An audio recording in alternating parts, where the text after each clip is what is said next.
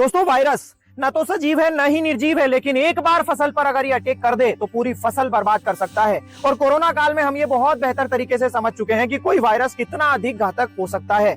और करोड़ों वर्षों से प्रकृति ही इसे कंट्रोल करते आई है, क्योंकि फसलों पर वायरस को कंट्रोल करने के लिए भी आज तक कोई दवाई नहीं बनी जो कि बिना फसल को नुकसान पहुंचाए वायरस को कंट्रोल कर ले। अब सवाल ये आता है कि किसान को फसलों पर वायरस आने पर क्या करना चाहिए। आइए जानते हैं वायरस की पहचान कैसे करें, इसका उपचार क्या है और वायरस नहीं आए इसके लिए किसान को क्या करना चाहिए। चलिए शुरू करते हैं। दोस्तों वायरस के बारे में ये जानकर आप हैरान रह जाएंगे कि हम लोग मानते हैं कि वायरस केवल नुकसान ही करता है, बहुत घातक है, जबकि जो हमारे घरों के अंदर सजावटी पौधे इस्तेमाल किए जाते हैं उनकी विभिन्न प्रजातियां वायरस से ग्रसित करके ही बनाई जाती हैं।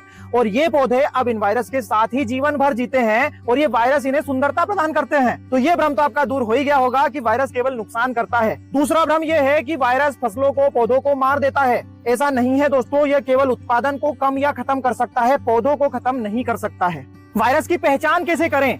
जनरली वायरस से होने वाले रोगों को लीफ कर्ल डिजीज कहा जाता है, लेकिन पत्तियां मुड़ने के तो दूसरे भी कई कारण होते हैं, जैसे थ्रिप्स या फिर माइट्स का अटैक, पानी की कमी या फिर अधिकता, न्यूट्रिएंट्स की कमी। इसलिए सीधे आंखों से देखकर वायरस की पहचान करना असंभव है, इसे लैब में ही पहचाना जा सकता है। आइए अब जानते हैं वायरस को कंट्रोल कैसे करें। दोस्तों एक बार वायरस अगर अटैक कर दे तो सिंगल स्प्रे से कंट्रोल हो जाए ऐसा संभव नहीं है। इसके लिए हमको कई चरणों में काम करना होता है और प्रैक्टिकली हम मिर्च की फसल में ऐसा करते भी आ रहे हैं। सबसे पहले तो हम उन कीटकों को कंट्रोल करते हैं जो वायरस फैलाते हैं, जैसे कि थ्रिप्स और व्हाइट फ्लाइज, और इसके लिए हम ये स्प्रे करते हैं जिससे कि पत्तियों पर चिपके वायरस धुल भी जाते हैं, नीचे भी गिर जाते हैं और ये कीटक भी कंट्रोल हो जाते हैं। इससे पौधे पर से दबाव कम हो जाता है और पौधा अब उन तत्वों का निर्माण करने में फोकस करता है जो वायरस को कंट्रोल कर सकते हैं। और इसके लिए पौधे को भारी मात्रा में न्यूट्रिएंट्स की जरूरत होती है। इसलिए हम इस स्प्रे करने के अगले ही दिन 19-19-19 एनपीके फर्टिलाइजर और माइक्रो न्यूट्रिएंट्स ड्रेंचिंग से देते हैं। साथ ही हम ये स्प्रे करते हैं जिसमें छाछ कॉपर से चार्ज किया हुआ लेते हैं और इसके लिए कॉपर के टुकड़े को 3 दिनों तक छाछ में डुबा कर रखते हैं, उसके बाद इस्तेमाल करते हैं।